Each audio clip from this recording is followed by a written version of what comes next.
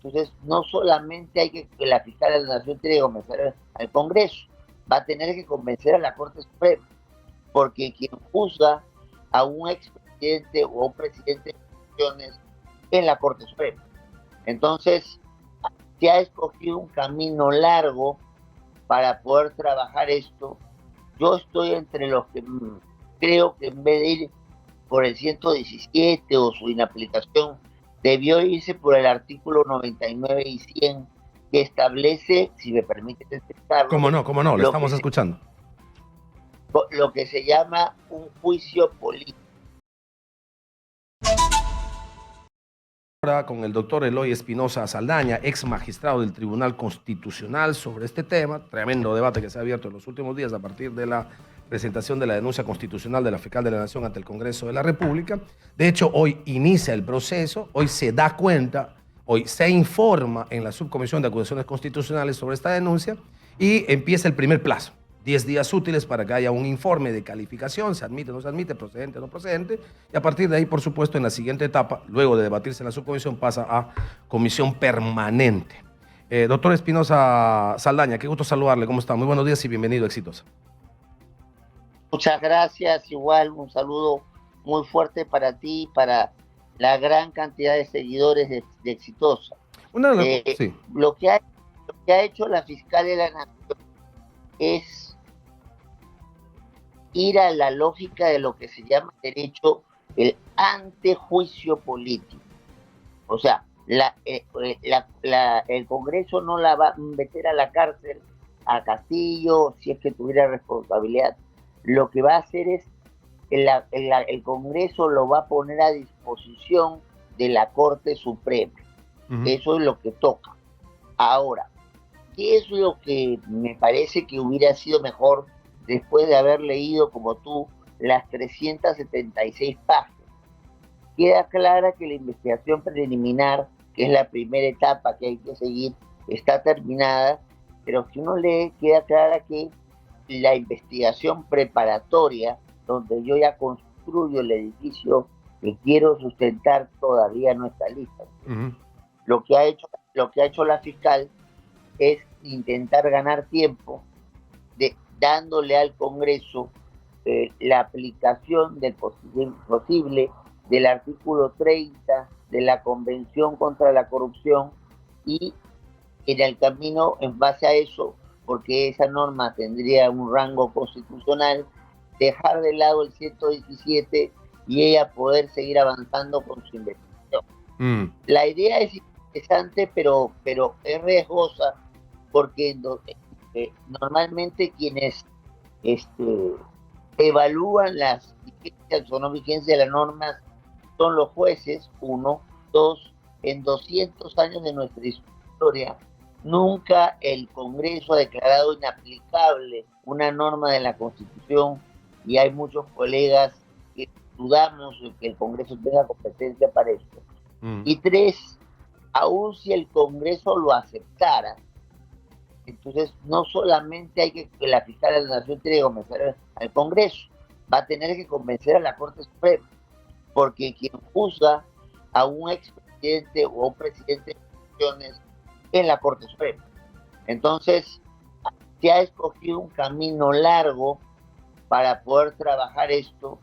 Yo estoy entre los que creo que en vez de ir por el 117 o su inaplicación, debió irse por el artículo 99 y 100 que establece, si me permite explicarlo. Cómo no, le estamos escuchando.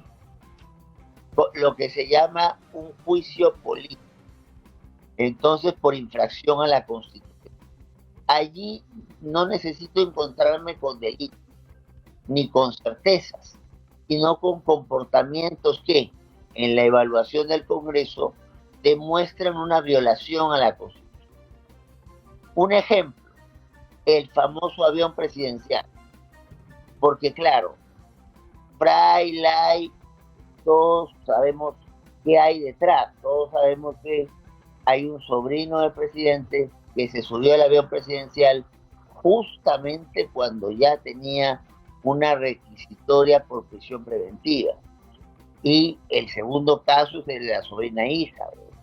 Ustedes y diferentes medios nos habían permitido especular que estaba escondida en la casa de Palacio, y toman 50 minutos en autorizar al Ministerio Público y al grupo de Colchado, y en ese tiempo es más que suficiente como para que la puerta de la residencia la puerta que da al río Rímac, entonces, y que no es visible para los ciudadanos, se pueda llevar y escapar a cualquier persona.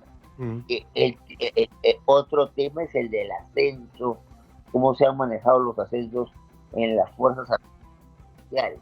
Entonces, mientras el camino que plantea la fiscal va a ser un camino duro, porque va a haber congresistas que no van a estar de acuerdo en dejar de lado un artículo de la Constitución, y es probable que jueces de la Suprema tampoco estén de acuerdo. El haber seguido un juicio político podía haber significado que en 2 o 3 semanas Castillo esté en una votación para que lo remuevan del cargo. Pero ¿podría la Fiscalía y el Ministerio Público haber presentado ese inicio, esa solicitud de juicio político, teniendo en cuenta que persigue delito, no sé si infracción a la Constitución? Explíquenos eso. Cualquier ciudadano puede presentar una acusación constitucional por juicio político o por infracción a la Constitución. Entonces, cualquier ciudadano lo puede hacer en nombre del interés de proteger ese elemento que es básico en el constitucionalismo contemporáneo, asegurar la supremacía de la Constitución.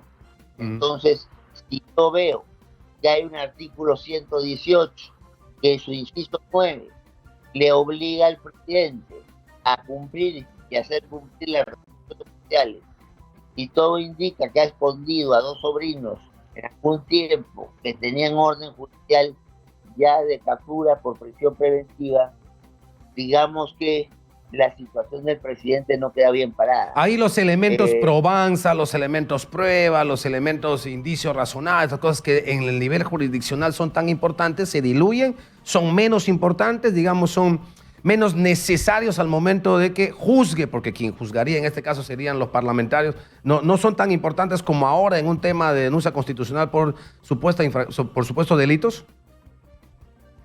En realidad, en el juicio político se respetan garantías mínimas de un debido proceso.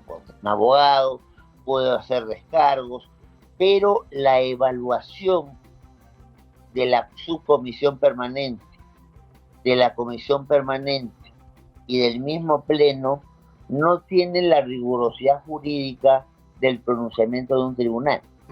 Entonces, basta con que haya, no necesito certezas de un delito, es más, no necesito que haya un delito, necesito la convicción de que se han dado comportamientos violando el parámetro constitucional. Ahora, con lo cual, este asunto es fácil de conseguir. Correcto.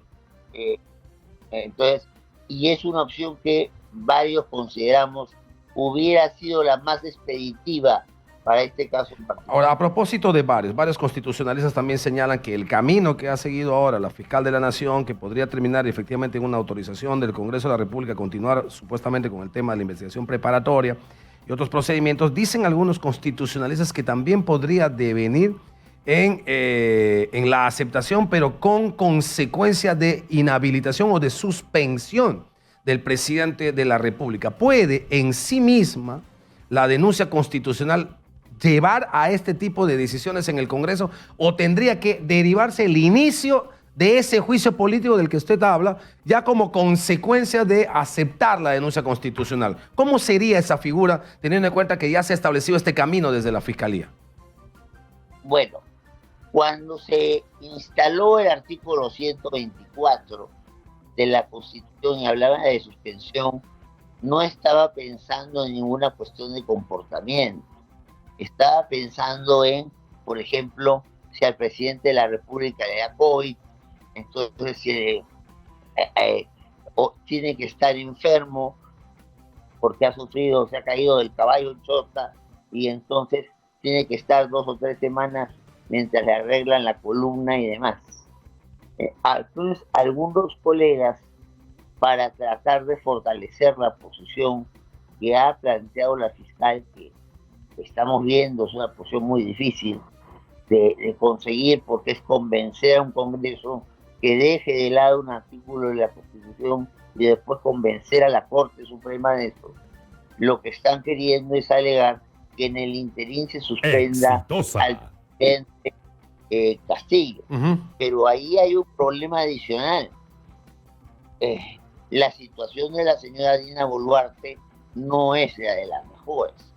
La señora Dina Boluarte claramente ha violado un artículo de la Constitución donde dice que los ministros no pueden hacer gestión por beneficio propio ni por ayuda a alguna asociación. Y ella ha estado durante meses movilizando cosas en el Club Arequipa y en el Club Apurímac, e incluso mandándole cartas recriminando al entonces alcalde Muñoz, al alcalde de Lima Muñoz. Entonces, lo que podemos tener no solamente es la salida de Castillo, sino la salida de Boluarte, y en ese escenario el que tomaría la presidencia de la República sería el señor Williams, y ahora hay una discusión. Si hay cambio del presidente en esa lógica, aplicamos el mecanismo que se aplicó en el año 2000, donde se nombra Paniagua en situaciones parecidas a las actuales, y todos se quedan los 9 meses que toca armar el proceso, y ahí que se vayan todos, primera alternativa, o segunda alternativa, el Congreso se quiere quedar y entonces juega una serie de articulaciones para mantenerse, a pesar de ser un Congreso bastante desgastado en la opinión pública, 8.5% de aprobación. Entonces, esto es una película por capítulos. El capítulo de la fiscal exitosa. Correcto. Bueno, clarísima la posición, ¿no?, del doctor Eloy Espinosa Saldaña. Largo camino, historia por capítulos, vamos a ir viendo qué pasa. No le parece el mejor camino, le parece el más difícil, el más complicado. No ha dicho la palabra, pero le interpreto como que es el más forzado. En el tema del 117, hubiese sido mejor, dice él, el artículo 90 y 100, que apele al tema del juicio político. Se diluye mucho el asunto de las probanzas y se apela a temas de conductas y comportamientos probablemente por infracción a la Constitución, y él ha puesto 2 ejemplos de lo que podría haber sido materia de esta acusación o juicio político. Ha sido muy gentil, doctor Eloy Espinosa Saldaña, ex magistrado del Tribunal Constitucional, por compartir con nosotros su experiencia, su conocimiento y su punto de vista sobre este tema que hoy nos tiene, por supuesto, concentrados en una discusión y en un debate